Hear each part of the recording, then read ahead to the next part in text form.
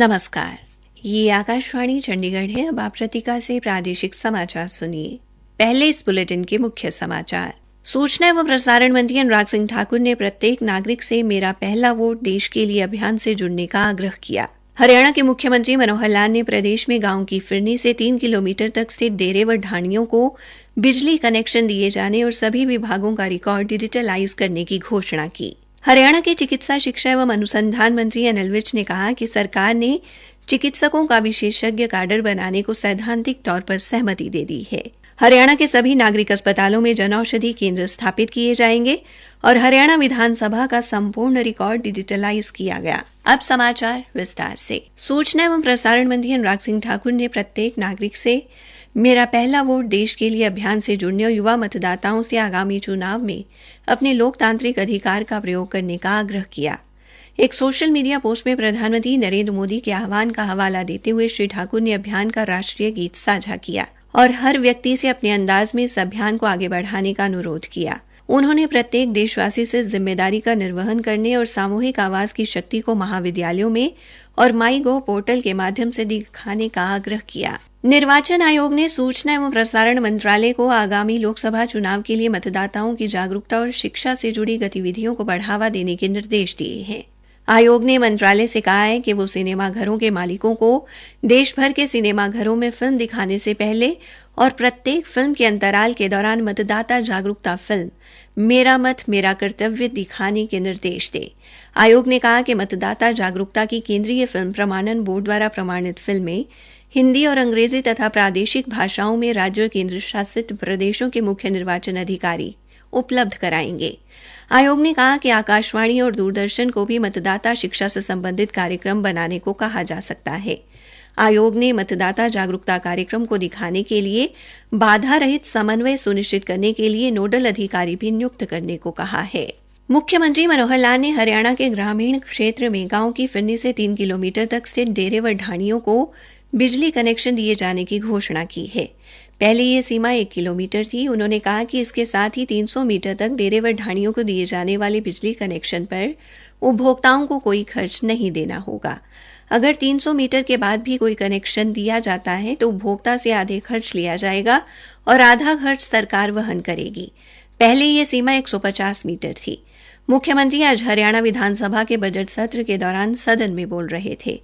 श्री मनोहर लाल ने यह घोषणा भी की कि डेरे व ढाणियों के जो उपभोक्ता ट्यूबवेल की बजाय ग्रामीण फीडर से बिजली कनेक्शन लेते हैं तो ट्रांसफार्मर का पूरा खर्च सरकार वहन करेगी। उपभोक्ता को केवल नई लाइन का खर्च वहन करना होगा। इसके अलावा मुख्यमंत्री ने विभागों के रिकॉर्ड को डिजिटलाइज करने की घोषणा भी की। मुख्यमंत्री ने कहा कि इसके लिए मुख्यालय तथा जिला स्तर पर डिजिटल रिकॉर्ड रूम तैयार किए जाएंगे। इस व्यवस्था के लिए मौजूदा बजट 2024-25 के अलावा आवश्यकता पड़ने पर आगामी अनुपूरक बजट अनुमानों में भी बजट का प्रावधान किया जाएगा। श्री मनोहर लाल ने कहा कि कैथर जिले में राजस्व विभाग का पूरा रिकॉर्ड डिजिटलाइज हो चुका है।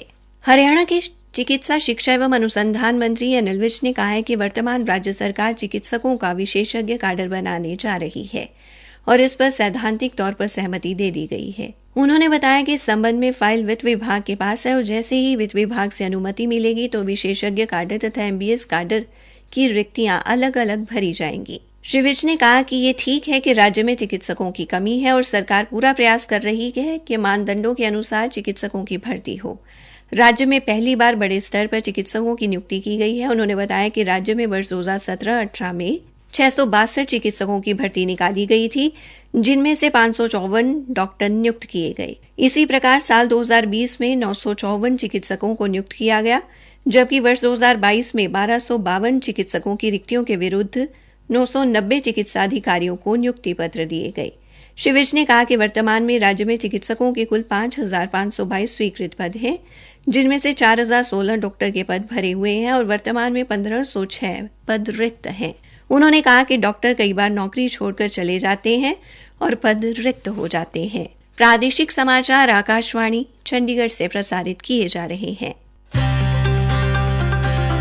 प्रादेशिक समाचार एकांश चंडीगढ़ की खास प्रस्तुति भारत विकास डायरी। सुनिए प्रतिदिन शाम 6:30 पर आकाशवाणी के चंडीगढ़ व रोहतक केंद्र से और शाम 8 बजे आकाशवाणी के कुरुक्षेत्र व हिसार केंद्र से भारत विकास डायरी में जानिए आपके अपने प्रदेश के हर संसदीय क्षेत्र की विकास यात्रा। आम और खास लोगों से सुनिए बातचीत, साथ में ढेर सारी रोचक जानकारियां भी। कल से सुनिए भारत विकास डायरी।